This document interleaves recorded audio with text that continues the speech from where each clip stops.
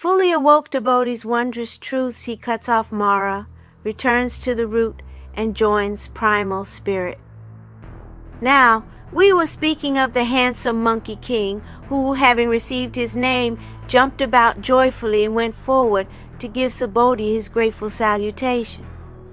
The Patriarch then ordered the congregation to lead Sun Wukong outdoors and to teach him how to sprinkle water on the ground and dust and how to speak and move with proper courtesy. The company of immortals obediently went outside with Wukong, who then bowed to his fellow students. They prepared thereafter a place in the corridor where he might sleep. Next morning he began to learn from his schoolmates the arts of language and etiquette. He discussed with them the scriptures and the doctrines. He practiced calligraphy and burned incense. Such was his daily routine. In more leisurely moments he would be sweeping the grounds or hoeing the garden, planting flowers or pruning trees, gathering firewood or lighting fires, fetching water or carrying drinks. He did not lack for whatever he needed, and thus he lived in the cave without realizing that 6 or 7 years had slipped by. One day, the Patriarch ascended the platform and took his high seat. Calling together all the immortals, he began to lecture on a great doctrine. He spoke with words so florid and eloquent that gold lotus sprang up from the ground. The doctrine of 3 vehicles he subtly rehearsed, including even the law's minutest tittle. The yak's tail waved slowly and spouted elegance. His thunderous voice moved in the 9th heaven. For a while he lectured on Dao, for a while he spoke on Chan. To harmonize the 3 parties is a natural thing. One word's elucidation filled with truth points to the birthless, showing nature's mystery. Wukong, who was standing there and listening, was so pleased with the talk that he scratched his ear and rubbed his jaw. Grinning from ear to ear, he could not refrain from dancing on all fours. Suddenly the Patriarch saw this and called out to him, "Why are you madly jumping and dancing in the ranks and not listening to my lecture?" Wukong said, "Your pupil was devoutly listening to the lecture, but when I heard such wonderful things from my reverend master, I couldn't contain myself for joy and started to leap and prance about quite unconsciously. May the master forgive my sins." "Let me ask you," said the Patriarch, "if you comprehend these wonderful things, do you know how long you have been in this cave?" Wukong said, "Your pupil is basically feeble-minded and does not know the number of seasons. I only remember that whenever the fire burned out in the stove, I would go to the back of the mountain to gather firewood. Finding a mountain full of fine peach trees there, I have eaten my fill of peaches 7 times. The Patriarch said, "That mountain is named the Ripe Peach Mountain. If you have eaten your fill 7 times, I suppose it must have been 7 years. What kind of Daoist art would you like to learn from me?" Wukong said, "I am dependent on the admonition of my honored teacher. Your pupil would gladly learn whatever has a smidgen of Daoist flavor." The Patriarch said, "Within the tradition of Dao, there are 360 heteronymous divisions, all the practices of which may result in illumination. I don't know which division you would like to follow. I am dependent on the will of my honored teacher," said Wukong. "Your pupil is wholeheartedly obedient." "How would it be," said the Patriarch, "if I taught you the practice of the method division?" Wukong asked, "How would you explain the practice of the method division?" "The practice of the method division," said the Patriarch, "consists of summoning immortals and working the planchette, of divination by manipulating yarrow stalks, and of learning the secrets of pursuing good and avoiding evil." "Can this sort of practice lead to immortality?" asked Wukong.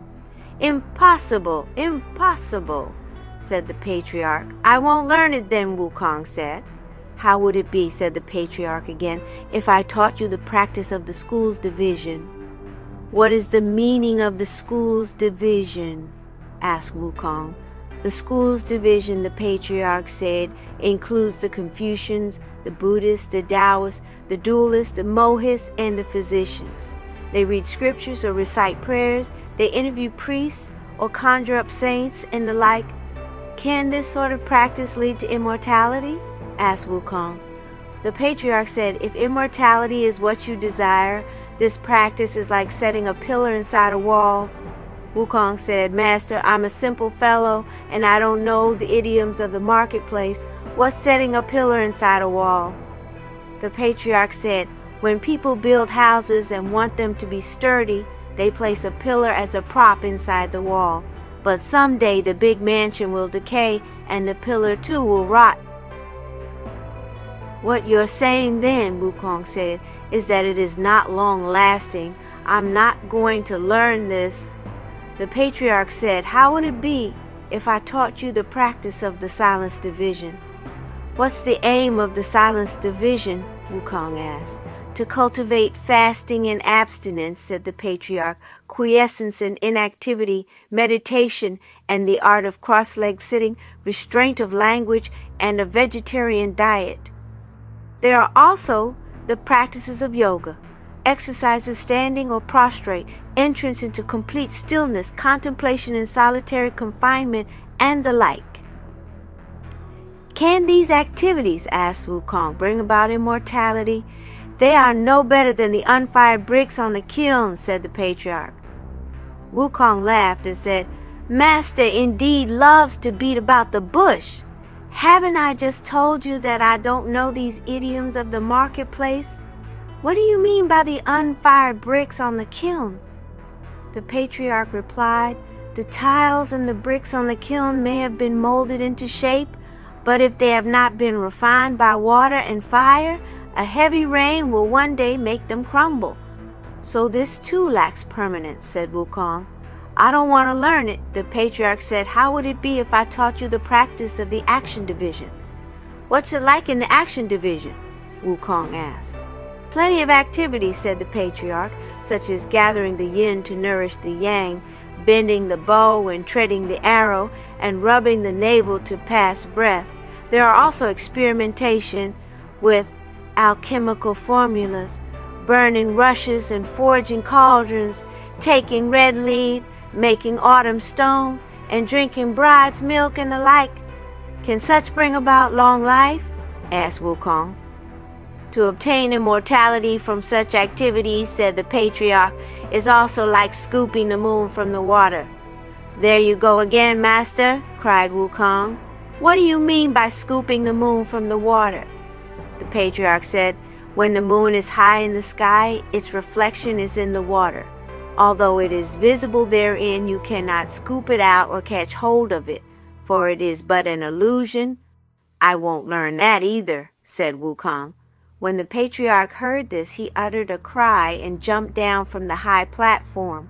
He pointed the ruler he held in his hands at Wukong and said to him, "What a mischievous monkey you are! You won't learn this and you won't learn that.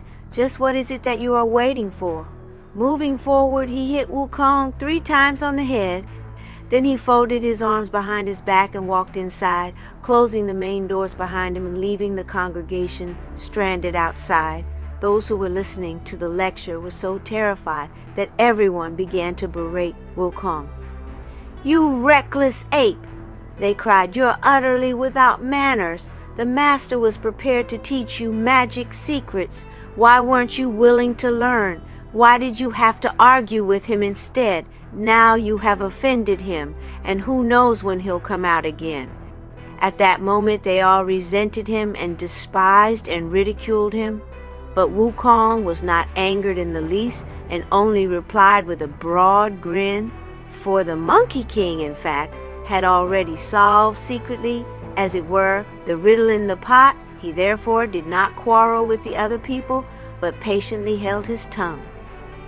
He reasoned that the master, by hitting him 3 times, was telling him to prepare himself for the 3rd watch, and by folding his arms behind his back, walking inside, and closing the main doors, was telling him to enter by the back door so that he might receive instruction in secret.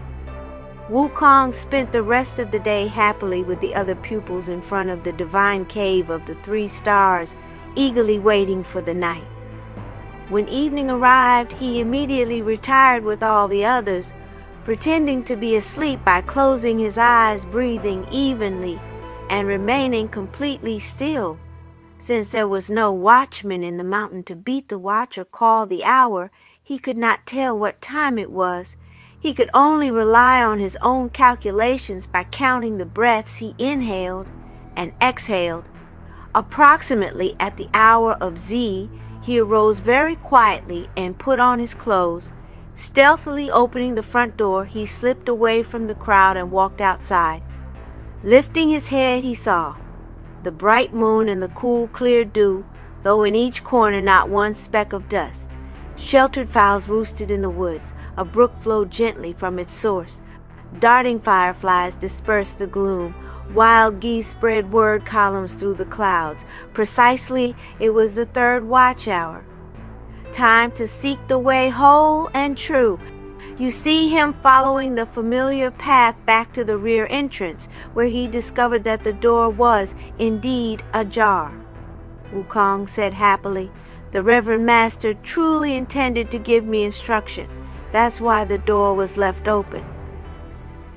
He reached the door in a few large strides and entered sideways. Walking up to the Patriarch's bed, he found him asleep with his body curled up, facing the wall.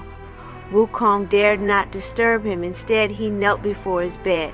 After a little while, the Patriarch awoke. Stretching his legs, he recited to himself, "Hard, hard, hard, the way is most obscure. Deem not the gold elixir a common thing. Without a perfect man's transmitting a subtle rune, you'd have vain words, worn mouth, and tongue waxed dry." "Master," Wukong responded at once, "your pupil has been kneeling here and waiting on you for a long time." When the Patriarch heard Wukong's voice, he rose and put on his clothes. "You mischievous monkey," he exclaimed, sitting down cross-legged. "Why aren't you sleeping in front? What are you doing back here at my place?" Wukong replied. "Before the platform and the congregation yesterday, the Master gave the order that your pupil, at the hour of the 3rd watch, should come here through the rear entrance in order that he might be instructed. I was therefore bold enough to come directly to the Master's bed. When the Patriarch heard this, he was terribly pleased, thinking to himself, 'This fellow is indeed an offspring of heaven and earth. If not, how could he solve so readily the riddle in my pot?' 'There is no third party here save your pupil,' Wukong said. 'May the Master be exceedingly merciful and impart to me the way of long life. I shall never forget this gracious favor.' 'Since you have solved the riddle in the pot,' said the Patriarch, 'it is an indication that you are destined to learn, and I am glad to teach you. Come closer and listen carefully. I will impart to you the wondrous way of long life.' Wukong kowtowed to express his gratitude, washed his ears, and listened most attentively, kneeling before the bed. The Patriarch said, 'This bold secret saying that's wondrous and true, spare, nurse nature and life, there's nothing else. All power resides in the semen, breath, and spirit. Store these securely lest there be a leak.' Lest there be a leak. Keep within the body. Heed my teaching and the way itself will thrive. Hold fast oral formulas so useful and keen to purge concupiscence, to reach pure cool, to pure cool where the light is bright. You'll face the elixir platform, enjoying the moon. The moon holds the jade rabbit, the sun, the crow, the tortoise and snake are now tightly entwined. Tightly entwined, nature and life are strong. You can plant gold lotus e'en in the midst all flames. Squeeze the 5 phases jointly, use them back and forth. When that's done, be a Buddha or immortal at will." At that moment, the very origin was disclosed to Wukong, whose mind became spiritualized as blessedness came to him. He carefully committed to memory all the oral formulas. After kowtowing to thank the Patriarch, he left by the rear entrance. As he went out, He saw that. The eastern sky began to pale with light, but golden beams shone on the westward way. Following the same path, he returned to the front door, pushed it open quietly, and went inside. He sat up in his sleeping place and purposely rustled the bed and the covers, crying, "It's light! It's light! Get up!" All the other people were still sleeping and did not know that Wukong had received a good thing. He played the fool that day after getting up, but he persisted in what he had learned secretly by doing breathing exercises before the hour of Z and after the hour of Wu. 3 years went by swiftly, and the Patriarch again mounted his throne to lecture to the multitude.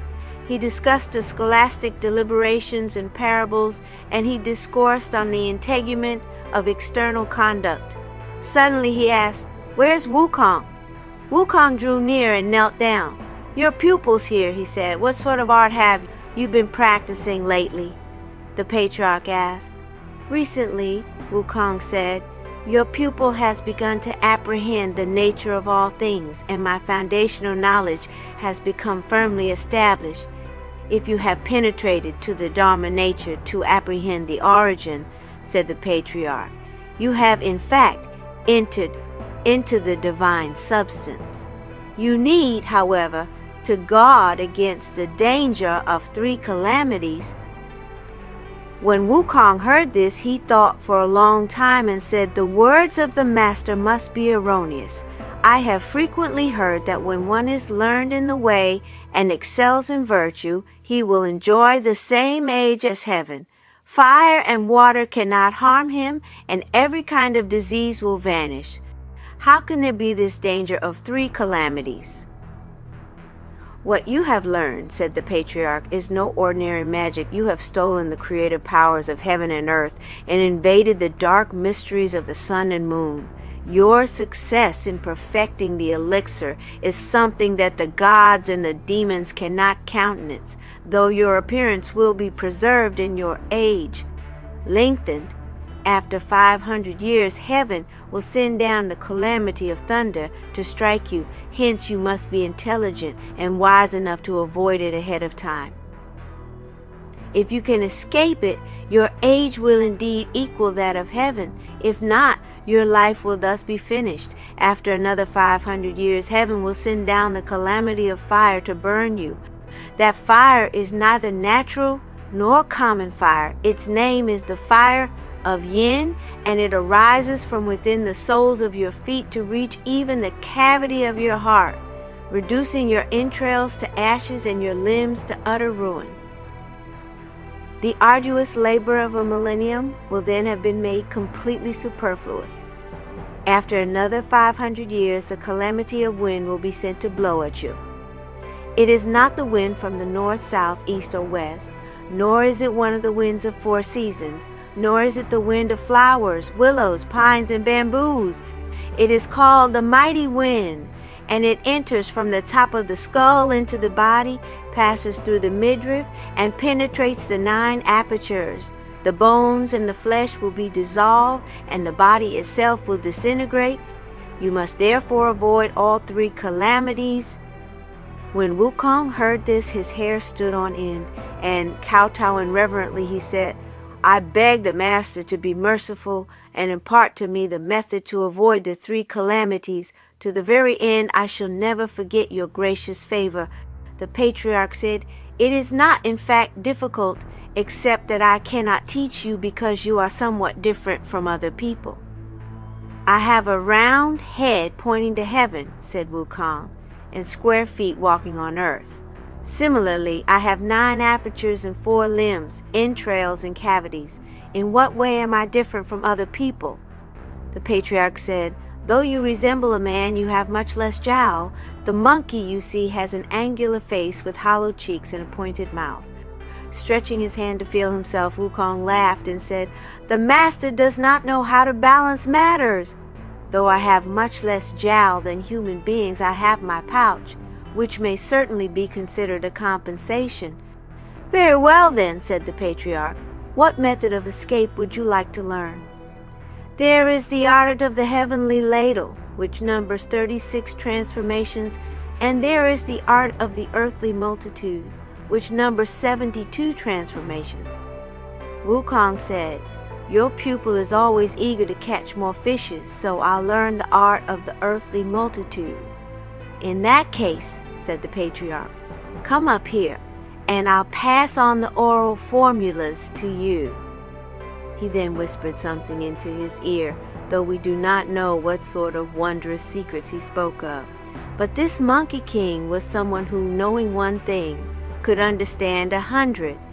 He immediately learned the oral formulas, and after working at them and practicing them himself, he mastered all 72 transformations.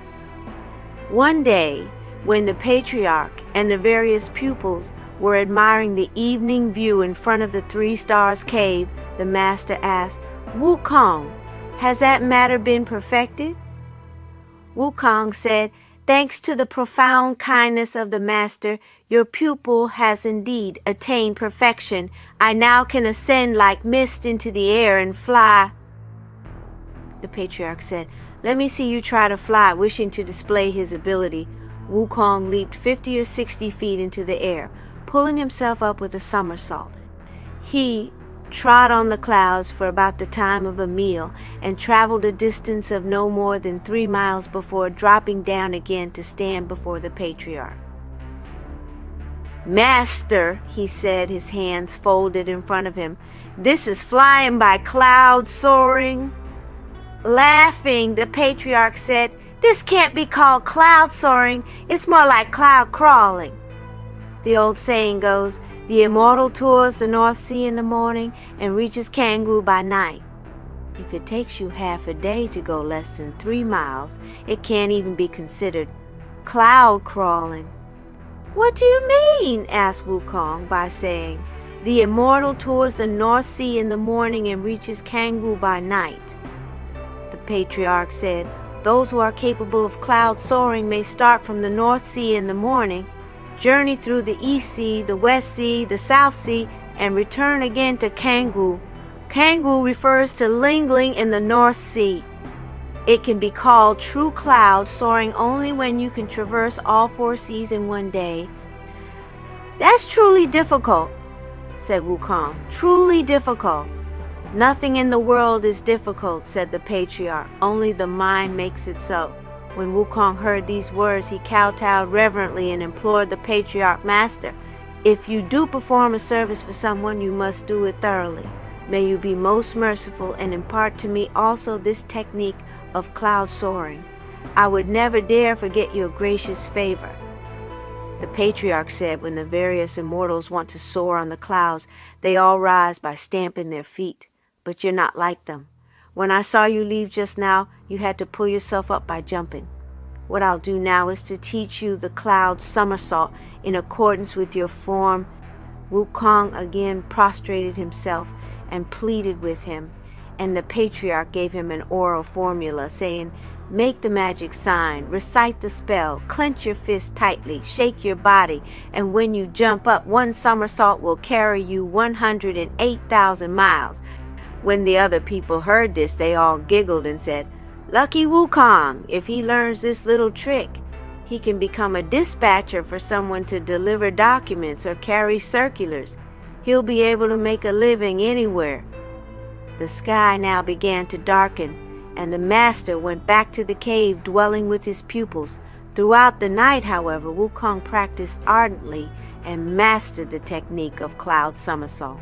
From then on, he had complete freedom, blissfully enjoying his state of long life.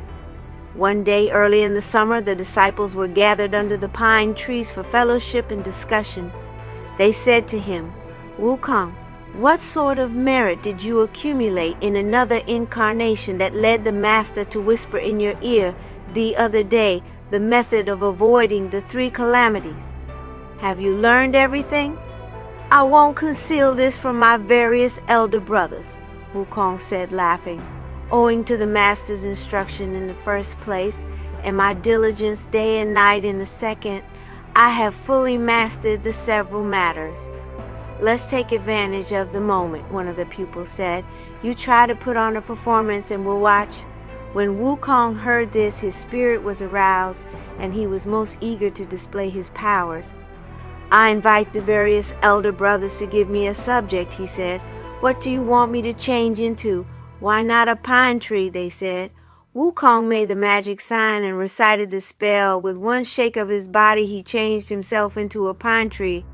Truly it was, thickly held in smoke through all 4 seasons. Its chaste fair form soared straight to the clouds, with not the least likeness to the impish monkey. When the multitude saw this, they clapped their hands and roared with laughter, everyone crying, "Marvelous monkey! Marvelous monkey!" They did not realize that all this uproar had disturbed the patriarch, who came running out of the door dragging his staff. "Who is creating this bedlam here?" he demanded. At his voice, the pupils immediately collected themselves, set their clothes in order, and came forward. Wukong also changed back into his true form, and, slipping into the crowd, he said, "For your information, Reverend Master, we are having fellowship and discussion here. There is no one from outside causing any disturbance." "You were all yelling and screaming," said the patriarch angrily, "and were behaving in a manner totally unbecoming to those practicing cultivation. Don't you know that those in the cultivation of Tao resist opening their mouths lest they waste their breath and spirit, or moving their tongues lest they provoke arguments? Why are you all laughing noisily here?" "We dare not conceal this from the master," the crowd said. "Just now we were having fun with Wukong, who was giving us a performance of transformation. We told him to change into a pine tree, and he did indeed become a pine tree. Your pupils were all applauding him, and our voices disturbed the reverend teacher. We beg his forgiveness." "Go away, all of you," the patriarch said. "You, Wukong, come over here. I asked you what sort of exhibition were you putting on, changing into a pine tree. This ability you now possess, is it just for showing off to people? Suppose you saw someone with this ability. Wouldn't you ask him at once how he acquired it? So when others see that you are in possession of it, they'll come begging. If you're afraid to refuse them, you will give away the secret. If you don't, they may hurt you. You are actually placing your life in grave jeopardy." "I beseech the master to forgive me," Wukong said, kowtowing. "I won't condemn you," said the patriarch, "but you must leave this place." When Wukong heard this, tears fell from his eyes. "Where am I to go, teacher?" he asked. "From wherever you came," the patriarch said. "You should go back there." "I came from the East Purvavadaya continent," Wukong said, his memory jolted by the patriarch, "from the water curtain cave of the flower fruit mountain in the Aulai country." "Go back there quickly and save your life," the patriarch said. "You cannot possibly remain here." "Allow me to inform my esteemed teacher," said Wukong, properly penitent.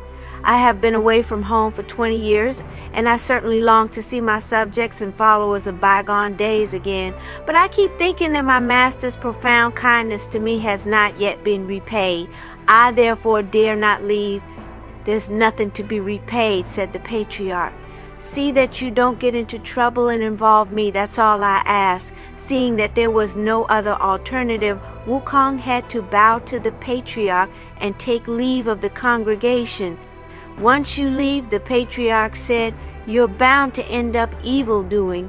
I don't care what kind of villainy and violence you engage in, but I forbid you ever to mention that you are my disciple, for if you but utter half the word, I'll know about it. You can be assured, wretched monkey, that you'll be skinned alive. I will break all your bones and banish your soul to the place of ninefold darkness, from which you will not be released, even after 10,000 afflictions." "I will never dare mention my master," said Wukong. "I'll say that I've learned this all by myself." Having thanked the patriarch, Wukong turned away, made the magic sign, pulled himself up, and performed the cloud somersault. He headed straight toward the East Purvavide, and in less than an hour he could already see the flower fruit mountain and the water curtain cave. Rejoicing secretly, the handsome Monkey King said to himself, I left weighed down by bones of mortal stock. The Tao attained makes light both body and frame. 'Tis this world's pity that none firmly resolves to learn such mystery that by itself is plain. 'Twas hard to cross the seas in former time. Returning this day I travel with ease. Words of farewell still echo in my ears. I ne'er hoped to see so soon the eastern depths. Wukong lowered the direction of his cloud and landed squarely on the flower fruit mountain. He was trying to find his way when he heard the call of cranes and the cry of monkeys. The call of cranes reverberated in the heavens, and the cry of monkeys moved his spirit with sadness. Little ones, he called out, I have returned. From the crannies of the cliff, from the flowers and bushes, and from the woods and trees, monkeys great and small leaped out by the tens of thousands and surrounded the handsome Monkey King. They all kowtowed and cried, Great King, what laxity of mind! Why did you go away for such a long time and leave us here longing for your return like someone hungering and thirsting? Recently we have been brutally abused by a monster who wanted to rob us of our water curtain cave. Out of sheer desperation we fought hard with him. And yet all this time that fellow has plundered many of our possessions, kidnapped a number of our young ones, and given us many restless days and nights watching over our property. How fortunate that our great king has returned. If the great king had stayed away another year or so, we and the entire mountain cave would have belonged to someone else. Hearing this, Wukong was filled with anger. What sort of a monster is this, he cried, that behaves in such a lawless manner? Tell me in detail and I will find him to exact vengeance. Be informed, great king, the monkey said, kowtowing, that the fellow calls himself the monstrous king of havoc, and he lives north of here. Wukong asked, From here to his place, how great is the distance? The monkeys replied, He comes like the cloud and leaves like the mist, like the wind and the rain, like lightning and thunder. We don't know how great the distance is. In that case, said Wukong, go and play for a while, and don't be afraid. Let me go and find him. Dear Monkey King! He leaped up with a bound and somersaulted all the way northward until he saw a tall and rugged mountain. What a mountain! Its pin-like peak stands erect. Its winding streams flow unfathomed and deep. Its pin-like peak, standing erect, cuts through the air. Its winding streams, unfathomed and deep, reach diverse sites on earth. On two ridges, flowers rival trees in exotic charm. At various spots, pines match bamboos in green. The dragon on the left seems docile and tame. The tiger on the right seems gentle and meek. Iron oxen on occasion are seen plowing. Gold coin flowers are frequently planted. Rare fowls make melodious songs. The phoenix stands facing the sun. Rocks worn smooth and shiny by water placid and bright appear by turns grotesque, bizarre, and fierce. In countless numbers are the world's famous mountains where flowers bloom and wither, they flourish and die. What place resembles this long-lasting scene wholly untouched by the 4 seasons and 8 epochs? This is, in the 3 regions, the Mount of Northern Spring, the Water Belly Cave, nourished by the 5 phases. The handsome Monkey King was silently viewing the scenery when he heard someone speaking. He went down the mountain to find who it was, and he discovered the Water Belly Cave at the foot of a steep cliff. Several imps who were dancing in front of the cave saw Wukong and began to run away. Stop! Cried Wukong. You can use the words of your mouth to communicate the thoughts of my mind. I am the Lord of the Water Curtain Cave in the Flower Fruit Mountains south of here. Your monstrous king of havoc, or whatever he's called, has repeatedly bullied my young ones, and I have found my way here with the specific purpose of settling matters with him. Hearing this, the imps darted into the cave and cried out, Great King, a disastrous thing has happened. What sort of disaster? Asked the monstrous king. Outside the cave, said the imps, there is a monkey who calls himself the Lord of the Water Curtain Cave in the Flower Fruit Mountain.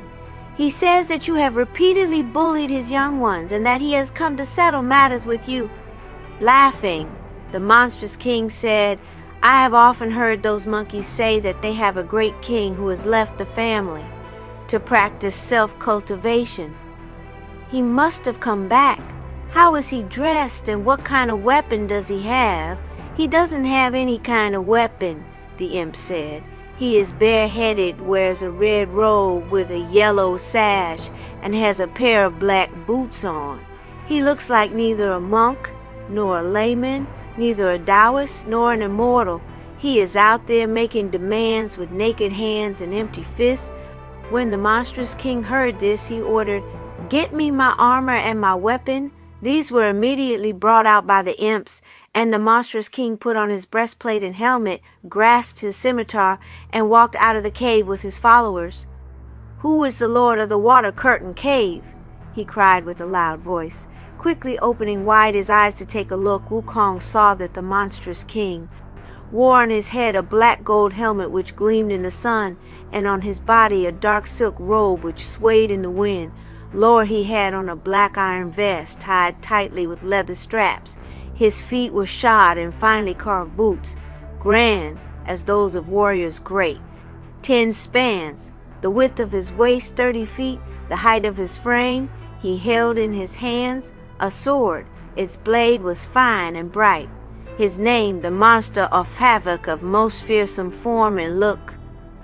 "You have such big eyes, reckless monster, but you can't even see, old monkey," the Monkey King shouted. When the monstrous king saw him, he laughed and said, "You're not 4 feet tall, nor are you 30 years old. You don't even have weapons in your hands. How dare you be so insolent, looking for me to settle accounts?" "You reckless monster," cried Wukong, "you are blind indeed. You think I'm small, not knowing that it's hardly difficult for me to become taller. You think I'm without weapon, but my 2 hands can drag the moon down from the edge of heaven. Don't be afraid, just have a taste of old monkey's fist." He leaped into the air and aimed a blow smack at the monster's face. Parrying the blow with his hand, the monstrous king said, "You are such a midget and I'm so tall. You want to use your fist, but I have my scimitar. If I were to kill you with it, I would be a laughingstock. Let me put down my scimitar and we'll see how well you can box." "Well said, fine fellow," replied Wukong. "Come on." The monstrous king shifted his position and struck out. Wukong closed in on him, hurtling himself into the engagement. The two of them pummeled and kicked, struggling and colliding with each other. It is easy to miss on a long reach, but a short punch is firm and reliable.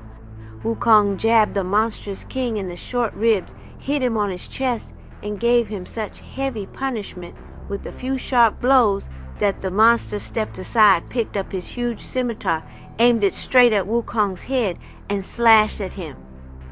Wukong dodged, and the blow narrowly missed him. Seeing that his opponent was growing fiercer, Wukong now used the method called the body beyond the body. Plucking a handful of hairs from his own body and throwing them into his mouth, he chewed them to tiny pieces and then spat them into the air. "Change!" he cried, and they changed at once into 200 or 300 little monkeys encircling the combatants on all sides.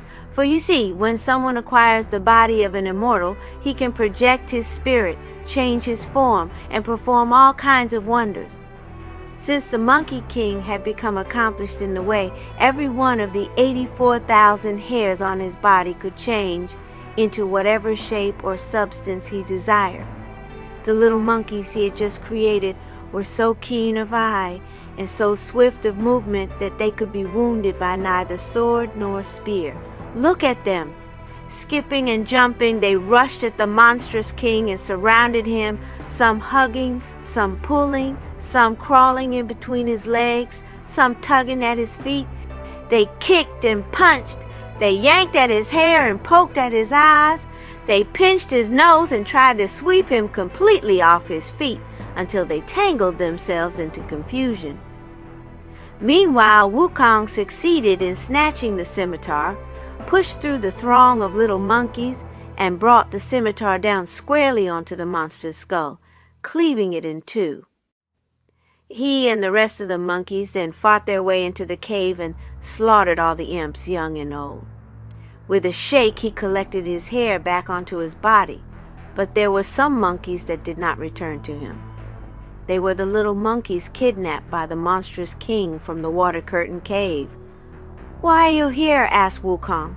The 30 or 50 of them all said tearfully, "After the great king went away to seek the way of immortality, the monster menaced us for 2 whole years and finally carried us off to this place. Don't these utensils belong to our cave? These stone pots and bowls were all taken by the creature." "If these are our belongings," said Wukong, "move them out of here." He then set fire to the water-belly cave and reduced it to ashes. "All of you," he said to them, "follow me home." "Great King," the monkeys said, "when we came here, all we felt was wind rushing past us, and we seemed to float through the air until we arrived here. We don't know the way. How can we go back to our home?"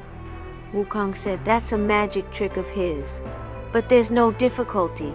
Now I know not only one thing, but 100. I'm familiar with that trick too. Close your eyes, all of you, and don't be afraid, dear Monkey King." He recited a spell, rode for a while on a fierce wind, and then lowered the direction of the cloud. "Little ones," he cried, "open your eyes." The monkeys felt solid ground beneath their feet and recognized their home territory. In great delight, every one of them ran back to the cave along the familiar road and crowded in together with those waiting in the cave. They then lined up according to age and rank and paid tribute to the Monkey King. Wine and fruits were laid out for the welcome banquet. When asked how he had subdued the monster and rescued the young ones, Wukong presented a detailed rehearsal, and the monkeys broke into unending applause. "Where did you go, great king?" they cried.